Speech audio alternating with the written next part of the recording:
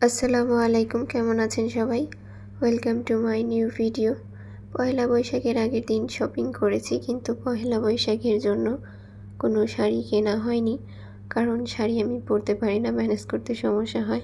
কিন্তু পয়লা বৈশাখের দিন সকালবেলা যখন ফোনে রিলস দেখতেছিলাম, তখন শুধু পয়লা বৈশাখের শাড়ি পরা রিলস ভিডিও, শাড়ির পেজগুলোই সামনে আসতেছিল। তখন মন আর মানল না, শাড়ি পরার খুব ইচ্ছে হলো। এবার আমার কাছে কোনো শাড়ি নাই, এই জন্য নানুকে ভিডিও কল করে বললাম আমার জন্য শাড়ি নিয়ে আসতে। তো ফাইনালি এই শাড়িটা নিয়ে এসেছে আমার জন্য, যেটা অলরেডি আপনারা রিলসে দেখে ফেলেছেন। তো এটা হচ্ছে আমার ফাইনাল লুক। কেমন লাগছে অবশ্যই কমেন্টে জানাবেন। তো সেরকমভাবে কোনো প্ল্যান ছিল না কোথায় যাব কি করব, তো শাড়ি পরে বেরিয়ে পড়লাম। কোথাও যাওয়ার নাই, এই জন্য আমার চেনা জায়গা, সেখানে আমি এখন যাব। তো প্রচুর গরম পড়েছিল, যদিও বিকেলবেলা। তারপরে চুলগুলোকে খোপা করে নিলাম, কারণ এত গরমে চুল ছেড়ে গেলে আর বাঁচা যাবে না। এই হেয়ার স্টাইলটা কিভাবে করি এটার একটা রিকোয়েস্ট আছে, তো এটার ভিডিও আমি আপলোড করব। আজকের খোপাটা যদিও অতটা সুন্দর হয়নি, একটু লুজ হয়েছে, এই জন্য এক পাশ দিয়ে খুলে যাচ্ছিল। এখানে আমার মামা, মামি, মামাতো ভাই, নানু সবাই আসছিল পয়লা বৈশাখে আমাদের বাসায় ঘুরতে। এখানে আমার মামাতো ভাই আমার সাথে যাচ্ছে।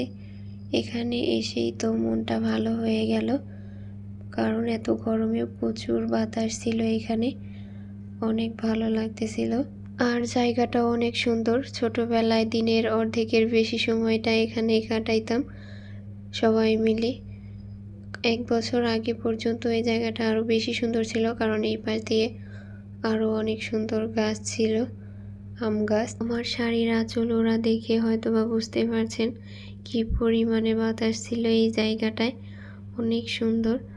আর আমার যেহেতু চুলগুলো ভিজা ছিল, আমি বাতাস দেখে চুলগুলো আগে ছেড়ে দিলাম। আমার মামাতো ভাইটা তো বলতেছিল আমি এইখানেই থাকবো, আমি আর বাসায় যাব না। আসলে গ্রামের সবুজ শ্যামল মাঠ আর বাজারের মাছ দিয়ে বয়ে যাওয়া বাতাস মন ভালো করে দেয়। গ্রামের শান্ত মেঠো পথ আর সবুজের সমারোহ, যেখানে শহরের পথ মানেই যান্ত্রিকতা আর ব্যস্ততার কোলাহল। গ্রামের মানুষ বাঁচে একে অপরের মায়ার বাঁধনে, আর শহরের জীবন কাটে 4 দেয়ালের একাকিত্বে।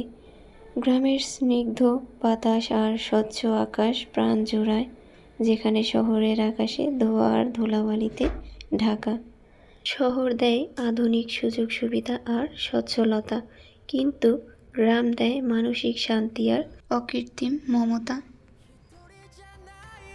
বাই দ্য ওয়ে, আজকের ক্যামেরাম্যান কিন্তু ছিল আমার মামি, যে এসেছিল আমাদের বাড়িতে ঘুরতে, তাকে আমি ধরে বানিয়ে দিয়েছি ক্যামেরাম্যান। তো ভিডিও কেমন হয়েছে অবশ্যই কিন্তু কমেন্টে জানাবেন।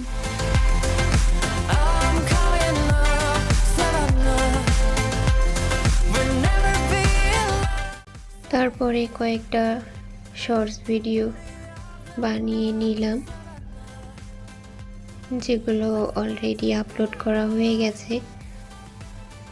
তারপরে এত রোদে কি আর করব, বউ সেজে গেলাম। কিন্তু কি আর করা যাবে, কেউ তো আর পালকি নিয়ে আসলো না, তাই আবার ঘুরে চলে আসতে হলো। আসতে না আসতেই একদল মহিলা সৈন্যরা আমাকে ধরে নিয়ে চলে গেল মেলায়। যদিও প্রথমে যাইতে চাইলাম না, কোনো প্ল্যানও ছিল না, এমনভাবে বলল, যেতেই হলো।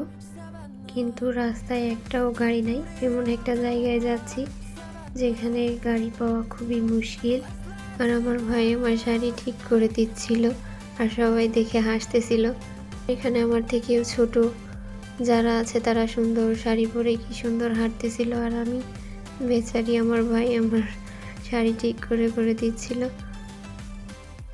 আর এখন যে রাস্তাটি দেখতে পাচ্ছেন, এটা খুবই ভয়ঙ্কর একটি রাস্তা। এখানে দিনের বেলায় মানুষ যাইতে ভয় পায়, কারণ দিনের বেলাও একদম অন্ধকার থাকে রাতের মতো।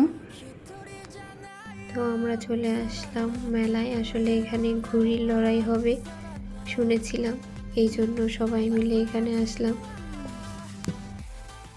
এসে দেখি কোনো ঘুড়ির লড়াই কিচ্ছু হচ্ছে না, শুধু একটা বট গাছ আর তার নিচে কয়েকটা দোকান বসছে। আমরা এসে সবাই তো ব্যাককেল, গাড়িও নাই। অনেক কষ্টে একটা গাড়ি ম্যানেজ করে তো আসছি। এবার এসে তো কিছুই দেখতেও পেলাম না, এবার যাওয়ার সময় গাড়ি কোথায় পাবো। তাই এগুলো ভাবতেছিলাম আর ঘুরতেছিলাম, কিন্তু সেরকম খাওয়ার মতো বা কেনার মতো কিছুই পেলাম না, শুধু পাগলের মতো ঘুরেই যাচ্ছিলাম। এত গরমে ঘুরতে ঘুরতে পাগলের মতো অবস্থা হয়ে গেল, কি আর করবো, মনটা খুবই খারাপ, কিন্তু কিছু করার নাই। আর আমার ভাই তো আছে, আমার শাড়ি কখন একটু উল্টে গেল কি না গেল সেগুলো ঠিক করার জন্য। এরকম একটা ভাই পাওয়া সত্যি ভাগ্যের ব্যাপার। জানি না কতদিন এই ভালোবাসাটা থাকবে।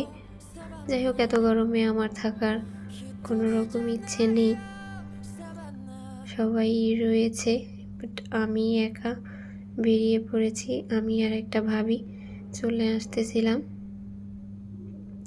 সবার জন্য নিয়ে নিয়েছি একটু ঝালমুড়ি। আমি আর একটা ভাবি বেরিয়ে এসেছি, কারণ যেখানে কিছু নাই, শুধু শুধু মানুষের গরমে থাকার কোনো মানেই হয় না।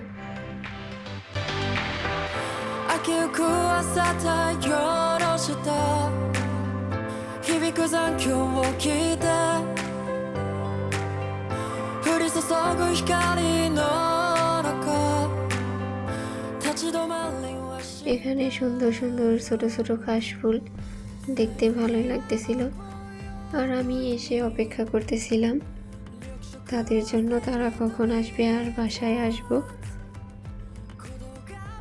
ঝালমুড়ি হাতে নিয়ে অফুরন্ত কার্ড নিয়েছি, আসলে জানতাম না কতজন মানুষ, এই জন্য নিয়ে নিয়েছি বেশি করে।